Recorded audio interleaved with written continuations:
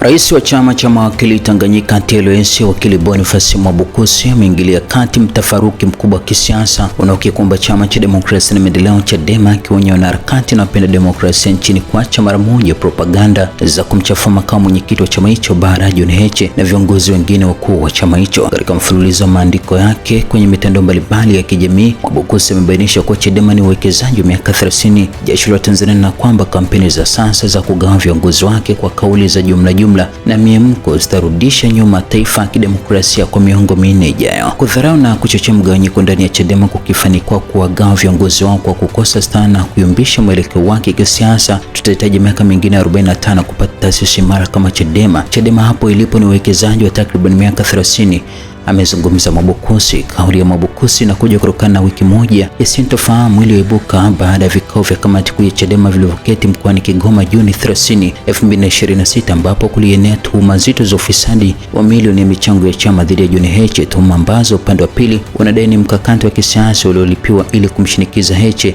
aingie kwenye maridhiano na serikali na kusaliti msimamo mwenyekiti Tundu Lissu ambaye bado yuko kizuizini.